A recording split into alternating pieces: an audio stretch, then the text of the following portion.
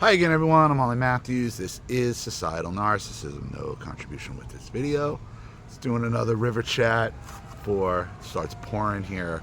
It's supposed to be getting a lot of bad weather for the next couple days, so I'm probably not going to be able to work on my tan much, but it's going to give me a lot of time to do some more work on the channel. I'm digging the reaction videos.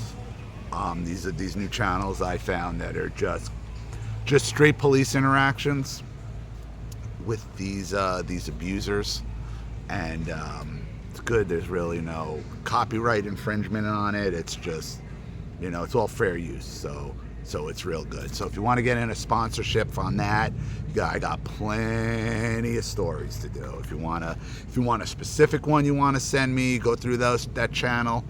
What the hell, I can't remember the name of it. It's like unsomething, whatever it is. So, but that's not what I wanted to talk about today, obviously, from the title of the video.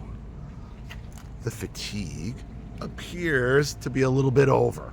I'm not saying it's over permanently, but, after the fight we had the whole thing yesterday with these guys all over our lawn, and, the neighbors are like, they just have no respect, no boundaries. Them calling me a fucking maricon, and the whole Spanish thing, and then you getting into it with them realizing she speaks Spanish, her having to tell, I can understand everything you're telling me, I can understand, I can hear you, I know what you're all saying, and that changed everything. What I didn't realize, okay, is that what she had said when I said, I'm going to make a call you really don't want me to make. She repeated it several times in Spanish. I mean, I don't know because I don't speak Spanish. But when she was saying it, and because she was saying because I said it, but she thought I was talking about just having the cars towed. I'm like, no. I'm like, they live for that shit. They want you to try to have the car towed because they'll move it before the tow truck gets there, and it's just meant to frustrate you. No, I'll call Florida Highway Patrol. They're deputized in Florida for immigration. That wouldn't have been a problem. She's like, oh.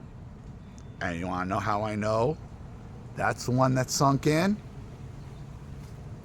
Because about 2:30 in the morning, I look out, and there's all the trucks out there pulling all the equipment out.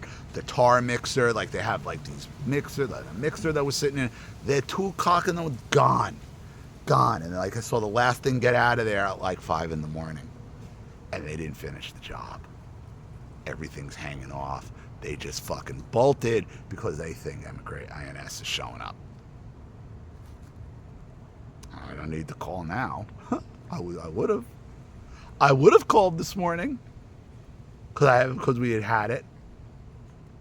Gone, scurried off. That's the mentality. I'm like, if you hired a bunch of illegals to fix your roof, to do your roof, okay, and I've already told you several times, don't park on my unless you're going to come talk to me. Just come talk to me and ask me. And you're messing with me, and you got these illegals. Why would you antagonize me? Why would you sit there and antagonize me? And hey Matt, with the fucking truck sitting right on my lawn.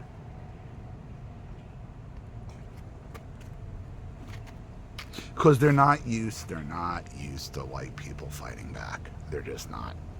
They're used to people just taking their bullshit. And that's what Euphrey was trying to get through to her. She's like, my parents were immigrants. I'm born here.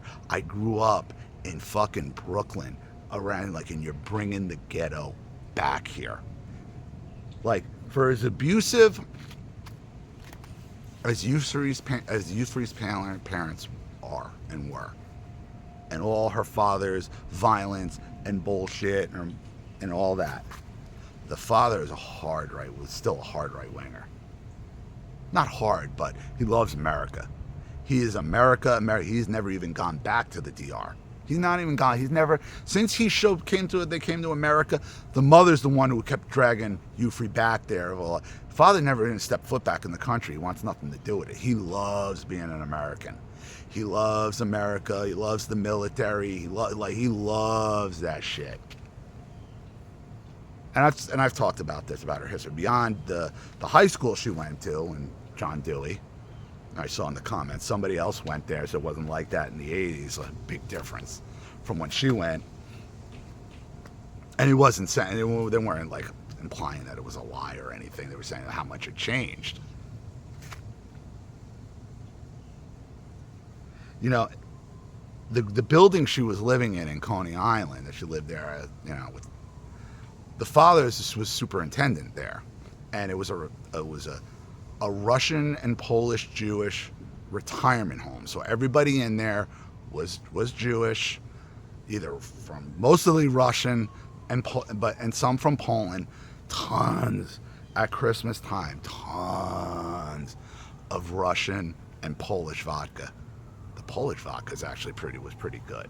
And I'm not much of a drinker, but I did like my White Russians, and I still do like a White Russian. That's my drink, a Caucasian. And he used to get so much Russian vodka, and they would brush their teeth with it. These old Ruskies, man, with this vodka, you know. And so we get tons of that. So that was nice. But this. And the building was right on the beach and right on the boardwalk in Coney Island on Surf Street. But the building was in between two projects. And at the time, there was a lot of projects there. So what would happen every day that they had to deal with every day? Well, the residents of the projects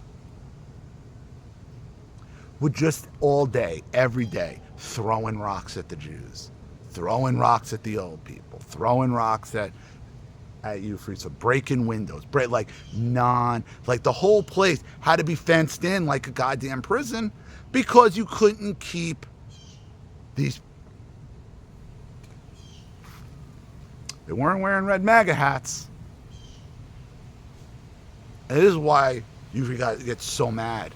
She's like, you're making me relive all of this bullshit, the disrespect and the taunting. She's like, you're my people. I know what you're doing.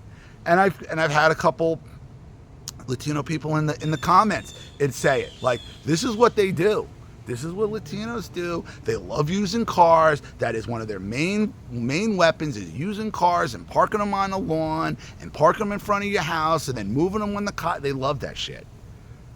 They can't help themselves. They love taunting. But luckily I live in Florida, and I live in a state where we don't have to put up with that shit. Much like you're not going to see any immigration riots here. Yeah, I mean, maybe in Tampa you might.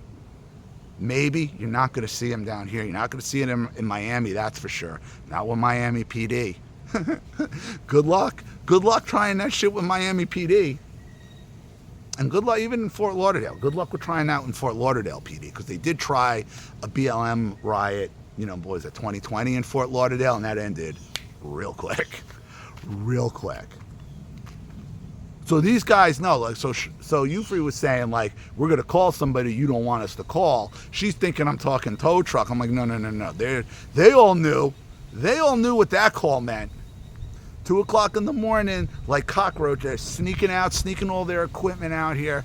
Okay, and I walk out there this morning, and I hear her screaming, well, now what are we going to do? It's just, I should have kept your mouth shut, honey. Because I wasn't going to say it just wasn't worth it. It just wasn't worth it. Like, I can't keep fighting with everybody. It wasn't worth it. Until she had to antagonize me. Until, like, they don't know when to just leave it alone. You got illegals crawling all over, and you got the illegals calling me a faggot now. Like, yeah, it's after 5 minutes, I could say. Like, he's calling me a faggot as he's parked on my lawn after I've told him 3 times. I've already made him move that truck twice already.